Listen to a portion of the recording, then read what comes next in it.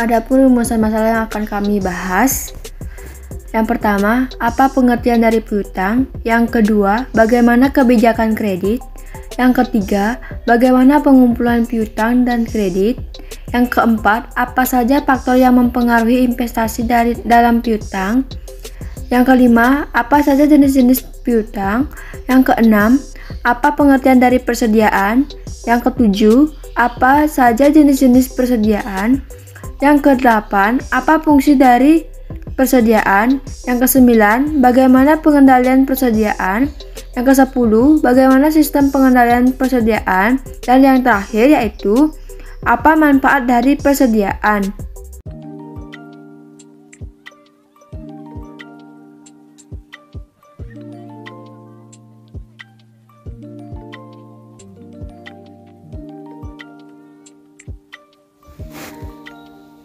Pengertian piutang. Piutang adalah tagihan kepada pihak lain di masa yang akan datang karena terjadinya transaksi di masa lalu. Walaupun pada dasarnya semua perusahaan dagang atau industri menginginkan penjualan cash, tetapi karena adanya keterbatasan daya beli masyarakat atau alasan lainnya, dilakukan penjualan secara kredit. Pada manajemen piutang, seorang manajer keuangan harus dapat menentukan keseimbangan penjualan piutang antara perolehan, laba, dan resiko. Jika manajer keuangan melonggarkan syarat penjualan kredit, maka laba yang diperoleh dapat meningkat. Selama tambahan laba yang dihasilkan oleh piutang masih lebih besar dari biaya investasi tambahan dari piutang, perusahaan dapat meningkatkan investasi dalam piutang. Yang selanjutnya yaitu kebijakan kredit. Kebijakan kredit sebagai standar yang diperlukan perusahaan untuk menilai target penjualan kredit. Kebijakan ini sebagai standar jika implementasinya tidak memenuhi standar, maka perbaikan perlu dilakukan perusahaan. Atau Syahyunan tahun 2015 ada 5 kriteria atau the 5 Cs of credit penting yang harus dipakai untuk mengukur kemampuan pemohon kredit, yaitu yang pertama, karakter, yaitu menilai karakteristik pribadi, gaya hidup, status sosial dari pelanggan. Hal ini berguna untuk menilai kesediaan dalam membayar. Yang kedua, kapasitas, mempelajari kesanggupan pelanggan menghasilkan penjualan atau perolehan yang dilihat pencapaian penjualan pada masa dari lalu, serta kemampuan usahanya. Hal ini berhubungan dengan kesanggupan melakukan pembayaran atau ability to pay. Yang ketiga, kapital adalah melihat secara keseluruhan kondisi keuangan pelanggan dengan mempertimbangkan modal dan hutang yang ada. Keempat, kolateral adalah melihat seberapa besar aset perusahaan pelanggan yang diagunkan atau dijaminkan terhadap kredit yang diberikan. Kelima, kondisi adalah dengan melihat pengaruh kondisi ekonomi perusahaan pelanggan terhadap kemampuannya untuk memenuhi kewajibannya. Menurut Kashmir tahun 2013, selain the 5 Cs of credit, alat analisis yang tersedia untuk menetapkan layak atau tidaknya kredit diberikan adalah berikut ini. Yang pertama, personality digunakan untuk menilai kepribadian calon nasabah. Personality lebih ditekankan kepada orangnya. Yang kedua, purpose, yang dimana tujuan pemohon kredit apakah untuk usaha yang menguntungkan, dikonsumsi sendiri, atau perdagangan. Tujuan ketiga ini penilaiannya sedikit berbeda sehingga pemberian kredit oleh bank jangan sampai dipergunakan dengan tidak baik oleh penasabah. Yang ketiga, party. Party yang dimaksud pada penyaluran kredit adalah bank harus mengklarifikasi apakah kredit untuk usaha besar, menengah, atau kecil, serta dibedakan berdasarkan wilayah. Yang keempat, payment. Penilaian dilihat dari apakah pembayaran kredit dari pendapatan atau dari sumber objek yang dibiayai. Yang kelima, prospek, yang dimana menilai apakah usaha yang dibiayai secara kredit mengandung prospek cerah atau tidak. Yang keenam, profitability, maksudnya adalah bank yang membiayai kredit akan mendatangkan keuntungan bagi bank ataupun nasabah. bagi klien akan mendapatkan keuntungan dan tambahan modal dalam pembiayaan bisnisnya. Yang terakhir, protection. Melindungi objek kredit tidak hanya jaminan fisik yang diberikan, tetapi bisa seperti asuransi meninggal dunia, kehilangan, kerusakan, atau lainnya. Selanjutnya, kebijakan pengumpulan piutang dan kredit. Kebijakan kredit pada perusahaan dagang perlu ditetapkan sehingga memungkinkan penjualan kredit memberikan keuntungan dari penjualan kreditnya. Keterlambatan pembayaran. Apabila debitur tidak mampu mengembalikan, maka akan merugikan perusahaan pemberi. Oleh karena itu, beberapa kebijakan harus ditetapkan dalam pemberian kredit menurut Adi Prawiro tahun 2016. Yang pertama, standar kredit. Yang kedua, persyaratan kredit. Yang ketiga, rasio yang berhubungan dengan piutang. Yang keempat, yaitu kebijakan penagihan piutang.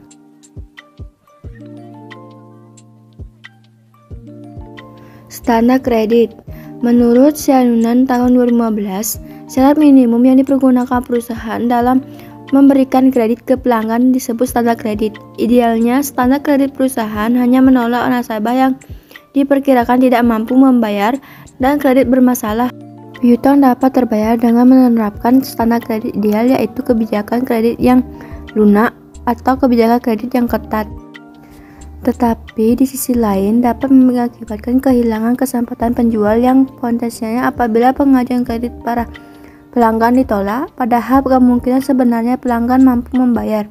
Oleh karena itu, perlu adanya pengelolaan piutang yang dapat ditentukan kebijakan kreditnya dengan melihat untung rugi dari kebijakan penjualan kredit tersebut. Menurut Deswari tahun 2021. Menurut Syanunan tahun 2015, jika perusahaan bermaksud mengubah standar kredit, perusahaan harus mempertimbangkan beberapa faktor utama, yaitu yang pertama, penjualan. Standar kredit ini diperkirakan dapat merubah volume penjualan. Apabila standar kredit dilonggarkan, diharapkan penjual pun meningkat.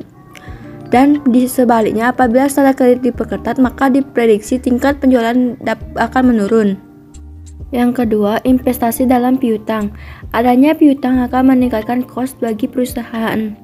Semakin meningkat investasi pada piutang perusahaan, maka semakin tinggi biaya pengadaan.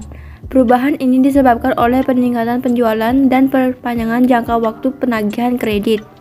Yang terakhir yaitu biaya piutang ragu-ragu. Pelonggaran standar kredit mengakibatkan probabilitas atau resiko beban piutang tidak tertagih meningkat dan menurun bila standar kredit diperketat.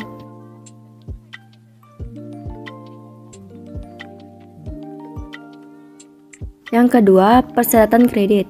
Kebijakan syarat kredit ini membantu meningkatkan penjualan kredit dan mendorong pelanggan untuk segera membayar tagihannya.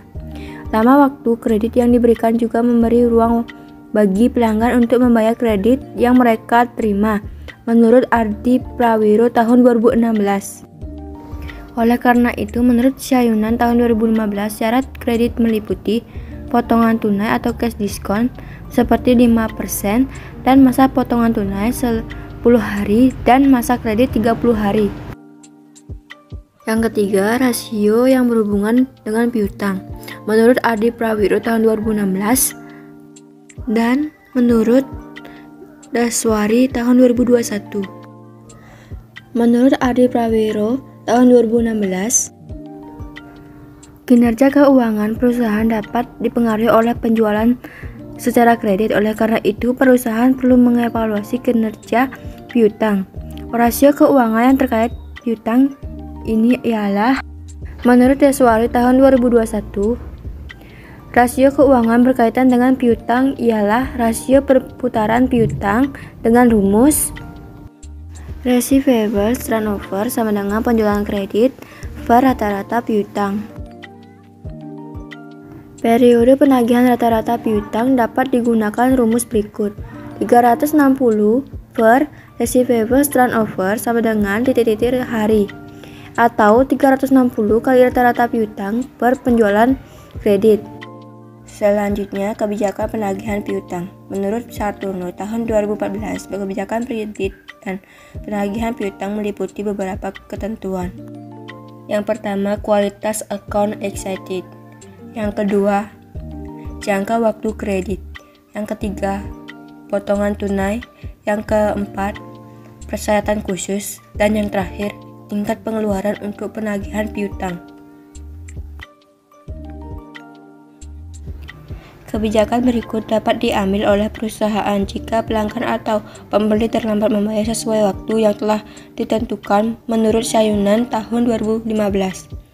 Melalui surat, peringatan, atau teguran, pemberitahuan kepada pelanggan bahwa hutangnya sudah jatuh tempo dan belum bayar dapat dilakukan dengan mengirim surat. Yang kedua, melalui telepon. Pemberitahuan kepada pelanggan untuk segera melakukan pembayaran dapat dilakukan dengan menelpon pelanggan bila hasil pembicaraan tersebut alasan pelanggan bisa diterima sehingga perusahaan dapat memperpanjang sampai jangka waktu yang telah ditentukan atau disepakati. Dan yang ketiga, kunjungan personal. Metode ini dipakai karena sangat efektif dan dalam penagihan. Dan yang terakhir, tindakan hukum. Tindakan hukum ini dilakukan perusahaan dengan menggugat secara perdata dengan pengadilan bila pelanggan ternyata tidak mau membayar hutang-hutangnya. Selanjutnya, faktor yang mempengaruhi investasi dalam piutang. Yang pertama, penjualan kredit. Semakin meningkat penjualan secara kredit tiap tahun, artinya investasi dalam piutang harus disediakan lebih besar. Semakin meningkat jumlah piutang, artinya semakin meningkat resiko dan profitability-nya juga semakin meningkat. Yang kedua, ketentuan pembayaran penjualan kredit. Bila kebijakan pembayaran kredit ketat, artinya keselamatan kredit perusahaan lebih utama daripada penilaian profitabilitas. Semakin lama periode waktu pembayaran, artinya semakin besar pula jumlah investasi dalam piutang. Yang ketiga, ketentuan tentang pembatasan kredit.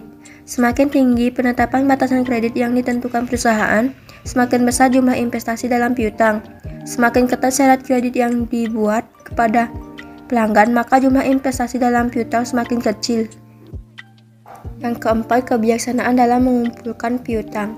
Kebijaksanaan pengumpulan piutang dilakukan dengan aktif dan pasif. Dalam kebijaksanaan aktif, uang yang dikeluarkan perusahaan lebih besar untuk membiayai kegiatan penagihan piutang dibandingkan kebijaksanaannya dengan pasif.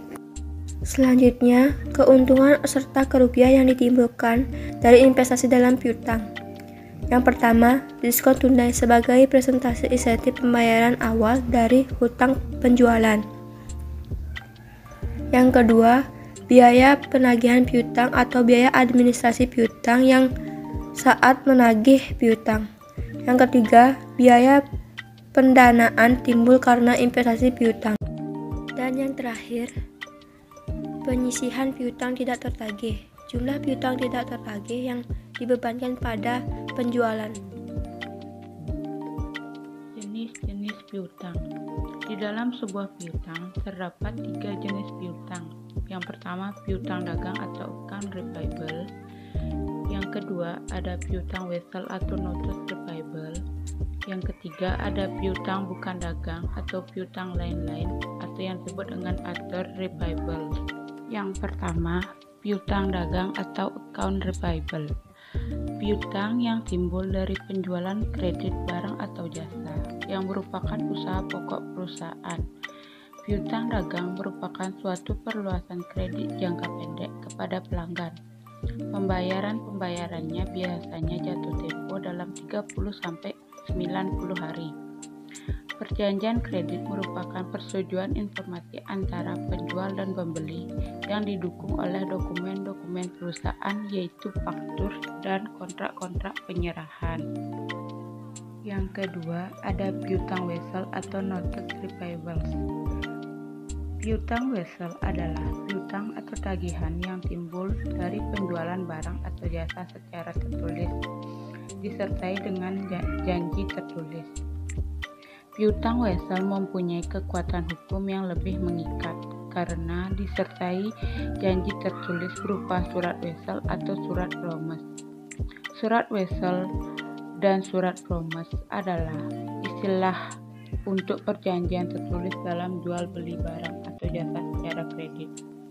Surat wesel adalah surat perintah yang dibuat oleh kreditur yang ditujukan kepada debitur untuk membayar sejumlah uang tertentu pada tanggal tertentu sebagaimana disebutkan dalam surat wesel tersebut. Dan yang terakhir ada piutang bukan dagang atau piutang lain-lain yang disebut dengan other receivable. Piutang bukan dagang ini meliputi seluruh tipe piutang lainnya dan mempunyai beberapa transaksi. Piutang bukan dagang umumnya didukung dengan persetujuan formal dan secara tertulis. Piutang bukan dagang harus ditisar dalam perkiraan-perkiraan yang berjudul sesuai dan dilaporkan secara terpisah dalam laporan keuangan. Manajemen persediaan. Di dalam manajemen persediaan kita dapat mengetahui yang pertama, pengertian persediaan. Yang kedua, jenis-jenis persediaan. Yang ketiga, fungsi-fungsi persediaan.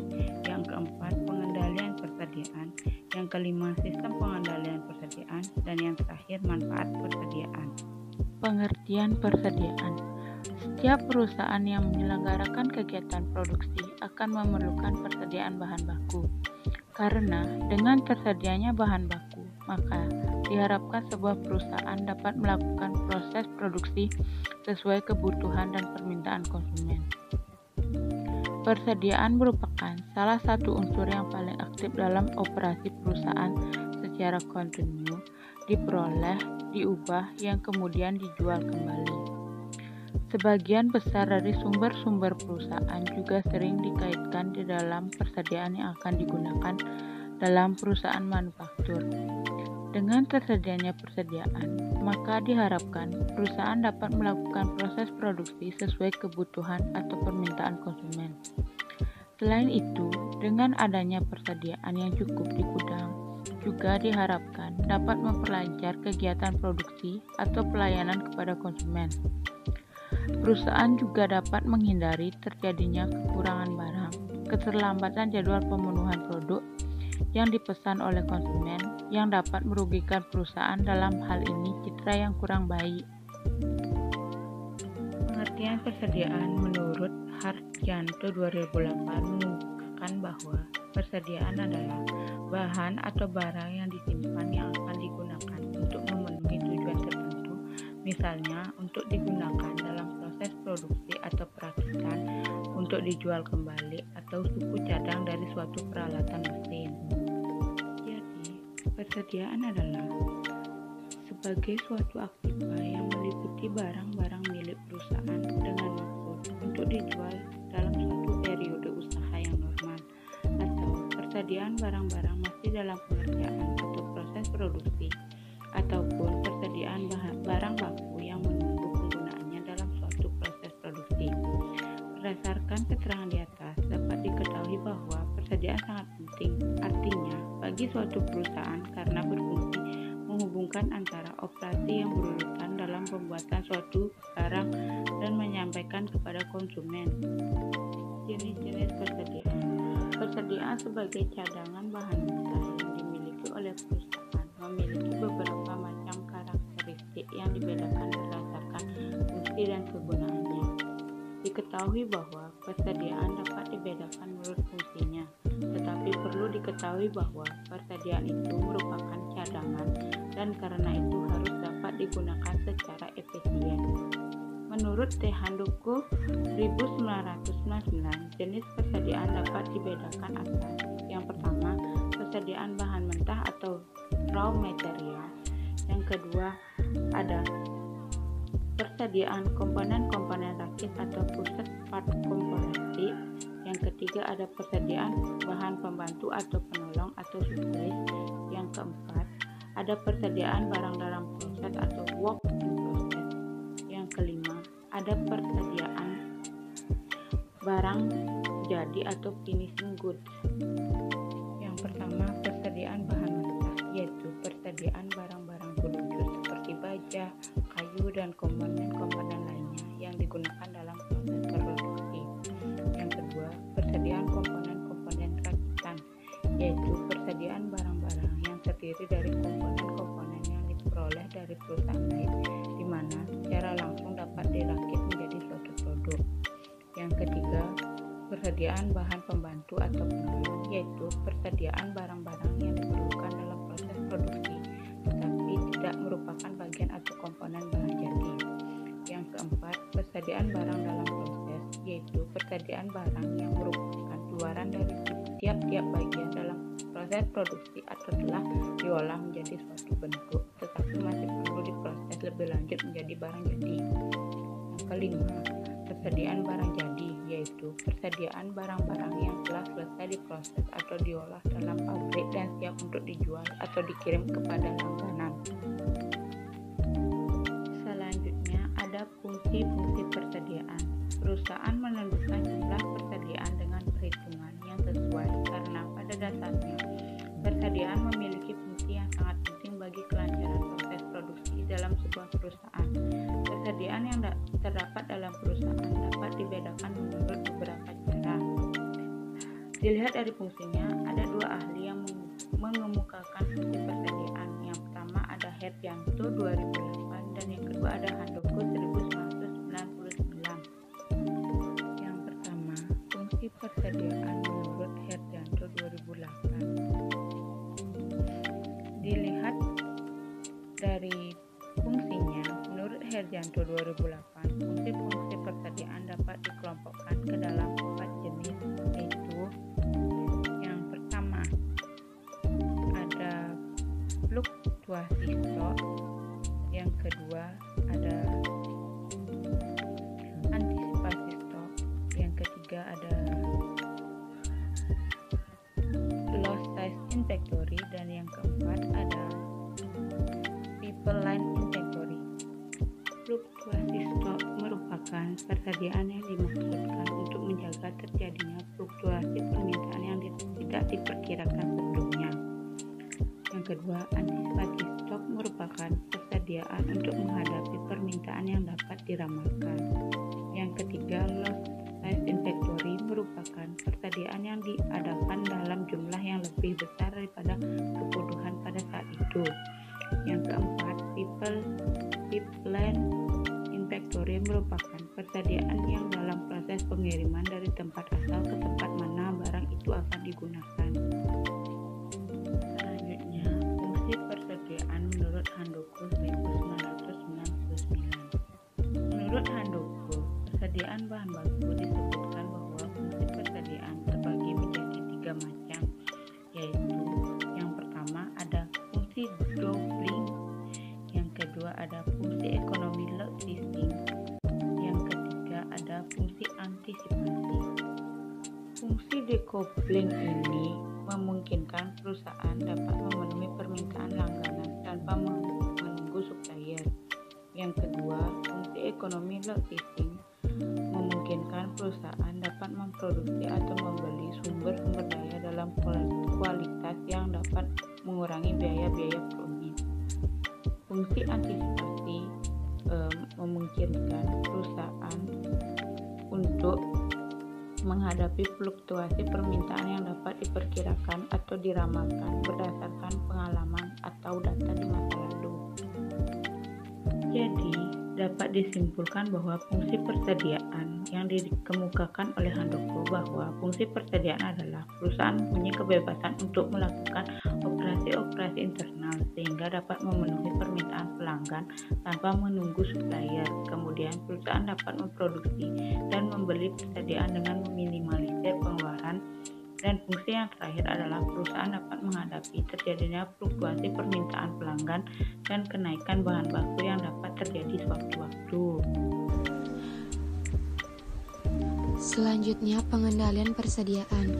Ada 5 pengertian pengendalian persediaan. Yang pertama, Asauri 2005, yang kedua Rangkuti 2014, yang ketiga Baruto 2006, yang keempat Herjanto 2007, dan yang terakhir Heiser dan Render 2014. Selanjutnya, pengertian pengendalian persediaan. Yang pertama, menurut Asauri 2005, pengendalian persediaan adalah salah satu kegiatan dari urutan kegiatan-kegiatan yang berurutan erat satu sama lain dalam seluruh operasi produksi perusahaan tersebut, sesuai dengan apa yang telah direncanakan lebih dahulu, baik waktu, jumlah, kuantitas, maupun biayanya. Yang kedua, menurut Rangkuti 2014, menyatakan bahwa pengendalian persediaan adalah salah satu fungsi manajemen yang dapat dipecahkan dengan menerapkan metode kuantitatif. Yang ketiga, menurut Baroto 2006, pengendalian persediaan merupakan fungsi manajerial yang sangat penting. Bila persediaan dilebihkan, biaya penyimpanan dan modal yang diperlukan akan bertambah.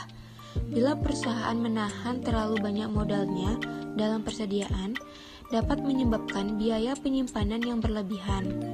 Kelebihan persediaan juga membuat modal menjadi macet. Semestinya modal tersebut dapat diinvestasikan pada sektor lain yang lebih menguntungkan. Yang keempat, menurut Herjanto 2007, pengendalian persediaan juga dapat diartikan sebagai serangkaian kebijakan pengendalian untuk menentukan tingkat persediaan yang harus dijaga, kapan pesanan untuk menambah persediaan harus dilakukan, dan berapa besar pesanan harus diadakan. Pengendalian persediaan menentukan dan menjamin tersedianya persediaan yang tepat dalam kuantitas yang tepat. Yang kelima, menurut Heiser dan Render 2014, mengatakan semua organisasi memiliki beberapa jenis sistem perencanaan dan sistem pengendalian persediaan, karena pada hakikatnya perencanaan dan pengendalian persediaan perlu diperhatikan.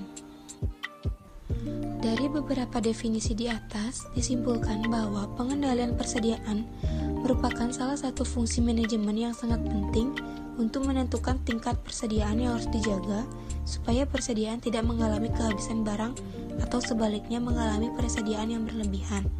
Selanjutnya, tujuan pengelolaan persediaan menurut Ristono 2009 adalah: yang pertama, untuk dapat memenuhi kebutuhan atau permintaan konsumen dengan cepat atau memuaskan konsumen. Yang kedua, untuk menjaga kontinuitas produksi atau menjaga agar perusahaan tidak mengalami kehabisan persediaan yang mengakibatkan terhentinya proses produksi. Hal ini dikarenakan kemungkinan barang atau bahan baku dan penolong menjadi langka sehingga sulit diperoleh, dan kemungkinan supplier terhambat mengirimkan barang yang dipesan. Yang ketiga, untuk mempertahankan dan bila mungkin meningkatkan penjualan dan laba perusahaan. Yang keempat, menjaga agar pembelian secara kecil-kecilan dapat dihindari karena dapat mengakibatkan ongkos pesan menjadi besar. Yang terakhir, menjaga agar penyimpanan dalam eplasemen tidak besar-besaran karena akan mengakibatkan biaya menjadi besar. Adapun tujuan pengendalian persediaan menurut Asauri 2005 secara terperinci dapat dinyatakan sebagai berikut. Yang pertama, menjaga jangan sampai perusahaan kehabisan persediaan sehingga mengakibatkan terhentinya kegiatan produksi. Yang kedua, menjaga agar pembentukan persediaan oleh perusahaan tidak terlalu besar atau berlebihan sehingga biaya-biaya yang timbul dari persediaan tidak terlalu besar. Yang ketiga, menjaga agar pembelian kecil-kecilan dapat dihindari karena ini akan memperbesar biaya pemesanan. Dari keterangan di atas dapat dikatakan bahwa tujuan dari pengendalian persediaan adalah untuk memperoleh kualitas dan jumlah yang tepat dari bahan-bahan atau barang yang tersedia pada waktu yang dibutuhkan dengan biaya-biaya yang minimum untuk keuntungan dan kepentingan perusahaan. Dengan kata lain, pengendalian persediaan menjamin terdapatnya persediaan pada tingkat yang optimal, yaitu persediaan tidak terlalu kecil atau tidak terlalu besar, sehingga produksi dapat berjalan dengan lancar dan biaya persediaan adalah minimal. Selanjutnya, sistem pengendalian persediaan. Sistem pengendalian persediaan dapat didefinisikan sebagai serangkaian kebijakan pengendalian untuk menentukan tingkat persediaan yang harus dijaga, kapan pesanan untuk menambah persediaan harus dilakukan, dan berapa besar pesanan harus diadakan. Sistem ini menentukan dan menjamin tersedianya persediaan yang tepat dalam kuantitas dan waktu yang tepat. Mengendalikan persediaan yang tepat bukan hal yang mudah, Apabila jumlah persediaan terlalu besar, mengakibatkan timbulnya dana menganggur yang besar atau yang tertanam dalam persediaan tersebut, meningkatnya biaya penyimpanan, dan risiko kerusakan barang yang lebih besar. Menurut R. Agus Sartono 2001, menerangkan bahwa ada beberapa sistem pengendalian persediaan, yaitu yang pertama, sistem komputerisasi, di mana perkembangan teknologi komputer akhir-akhir ini telah mengubah sistem pengendalian persediaan. Banyak perusahaan besar memanfaatkan komputer dalam manajemen persediaan. Yang kedua, sistem just-in-time. Pada prinsipnya, metode ini hanya mensinkronkan kecepatan produksi dan bagian pengiriman. Yang ketiga, outsourcing, di mana alternatif dalam pengendalian persediaan ini adalah dengan cara membeli dari pihak luar.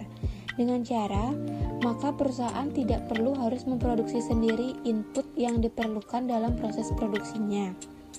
Yang keempat, sistem pengendalian ABC. Metode ABC pada prinsipnya memperhatikan faktor harga atau nilai persediaan, frekuensi pemakaian, resiko kehabisan tinggi dikelompokkan ke dalam kelompok A. Yang kelima, Material Recruitment Planning atau MRP. Pada hakikatnya merupakan sistem informasi yang berbasis komputer untuk penjadwalan produksi dan pembelian item produksi yang bersifat dependent demand. Informasi ini mengenai permintaan produk jadi, struktur, dan komponen produk dalam waktu yang tertentu. Selanjutnya, menurut Rangkuti 2014, ada 5 macam teknik yang biasa digunakan perusahaan untuk menghitung pengendalian persediaan, yaitu dapat dijelaskan sebagai berikut. Yang pertama, metode analisis ABC. Metode ini sangat berguna dalam memfokuskan perhatian manajemen terhadap penentuan jenis barang yang paling penting dalam sistem inventory yang bersifat multisistem. Yang kedua, metode pengendalian atau pengawasan persediaan. Pengendalian persediaan merupakan salah satu fungsi manajemen yang dapat dipecahkan dengan menerapkan metode kuantitatif. Yang ketiga, pengendalian persediaan dalam kondisi tidak tentu dan ada pemesanan kembali model ini dan dapat sesuai apabila permintaan diketahui berasal dari sejumlah besar sumber yang independen. Yang keempat, pengendalian persediaan dalam kondisi tidak tentu dan tidak ada pemesanan kembali. Bagian ini akan membahas pemecahan masalah persediaan yang kondisinya tidak memungkinkan untuk pemesanan kembali. Yang kelima, sistem just in time, di mana sistem ini mengacu kepada kartu yang mengizinkan satu departemen dari satu organisasi untuk menghasilkan jumlah minimum dari suatu jenis barang dalam menjawab reaksi dari persyaratan departemen lain. Idenya adalah dengan menggunakan relatif sangat kecil atau produksi dengan relatif low order points, sehingga pemenuhan persediaan dapat datang just in time. Manfaat persediaan dalam memenuhi kebutuhan perusahaan sebagai berikut. Yang pertama, menghilangkan risiko keterlambatan pengiriman baku atau barang yang dibutuhkan bahan baku perusahaan. Yang kedua, menghilangkan risiko jika material yang dipesan tidak baik sehingga harus dikembalikan. Yang ketiga, menghilangkan risiko terhadap kenaikan harga barang atau inflasi. Yang keempat, untuk menyimpan bahan baku yang dihasilkan secara musiman sehingga perusahaan tidak akan kesulitan jika bahan itu tidak tersedia di pasaran. Yang kelima, mendapatkan keuntungan berdasarkan diskon atau kuantitas dari pembelian. Dengan demikian, manfaat yang diberikan akibat persediaan bahan baku yang mencukupi adalah untuk mengurangi risiko adanya keterlambatan pengiriman bahan baku dan menghilangkan risiko kekosongan bahan baku apabila bahan baku yang dipesan tidak baik sehingga harus diretur, dan juga menghindari terjadinya inflasi dan menjaga jika suatu saat bahan baku yang dibutuhkan tidak tersedia di pasar agar perusahaan tetap memiliki cadangan persediaan bahan baku yang mencukupi. Dari penjelasan kami di atas dapat kami simpulkan bahwa aset yang diperoleh karena adanya penjualan barang dan jasa secara kredit disebut piutang. Piutang adalah tagihan kepada pihak lain di masa yang akan datang karena terjadinya transaksi di masa lalu. Sebelum penjualan terjadi, sebaiknya disepakati dahulu bagaimana pembayaran transaksinya, apakah dengan tunai atau kredit. Perusahaan memiliki pertimbangan dalam melakukan penjualan secara kredit, yaitu untuk menghasilkan penjualan yang tinggi sehingga laba yang dihasilkan juga meningkat. Kebijakan kredit sebagai standar yang diperlukan perusahaan untuk menilai target penjualan kredit. Kebijakan ini sebagai standar jika implementasinya tidak memenuhi standar, maka perbaikan perlu dilakukan perusahaan. Faktor yang mempengaruhi investasi dalam piutang dipengaruhi oleh beberapa faktor, yakni penjualan kredit, ketentuan pembayaran penjualan kredit, ketentuan tentang pembatasan kredit, kebijakan dalam pengumpulan piutang, dan kebiasaan membayar dari langganan. Di dalam sebuah piutang terdapat 3 jenis piutang, yaitu yang pertama, piutang dagang, piutang wesel, dan piutang bukan dagang atau piutang lain-lain. Maka dari itu, pengendalian persediaan harus dilakukan sedemikian rupa agar dapat melayani kebutuhan bahan baku atau barang dengan tepat dan dengan biaya yang rendah. Perusahaan membutuhkan cadangan persediaan yang cukup guna memenuhi kebutuhan produksi untuk memenuhi permintaan konsumen di pasar. Oleh karena itu, persediaan memiliki beberapa manfaat penting bagi kelancaran produksi suatu perusahaan. Pada dasarnya, persediaan mempermudah atau memperlancar jalan-jalannya operasi perusahaan manufaktur yang harus dilakukan secara berturut-turut untuk memproduksi barang-barang serta selanjutnya menyampaikan pada pelanggan atau konsumen. Pengendalian persediaan adalah salah satu kegiatan dari urutan kegiatan-kegiatan yang berurutan erat satu sama lain dalam seluruh operasi produksi perusahaan tersebut sesuai dengan apa yang telah direncanakan lebih dahulu, baik waktu, jumlah, kuantitas, maupun biayanya. Sistem pengendalian persediaan dapat didefinisikan sebagai serangkaian kebijakan pengendalian untuk menentukan tingkat persediaan yang harus dijaga, kapan pesanan untuk menambah persediaan harus dilakukan, dan berapa besar pesanan harus diadakan. Sistem ini menentukan dan menjamin tersedianya persediaan yang tepat dalam kuantitas dan produk yang tepat. Maka dari itu, pengendalian persediaan harus dilakukan sedemikian rupa agar dapat melayani kebutuhan bahan baku atau barang dengan tepat dan dengan biaya yang rendah. Perusahaan membutuhkan cadangan persediaan yang cukup guna memenuhi kebutuhan produksi untuk memenuhi permintaan konsumen di pasar. Oleh karena itu, persediaan memiliki beberapa manfaat penting bagi kelancaran produksi suatu perusahaan. Pada dasarnya, persediaan mempermudah atau memperlancar jalannya operasi perusahaan manufaktur yang harus dilakukan secara berturut-turut untuk memproduksi barang-barang serta selanjutnya menyampaikan pada pelanggan atau konsumen.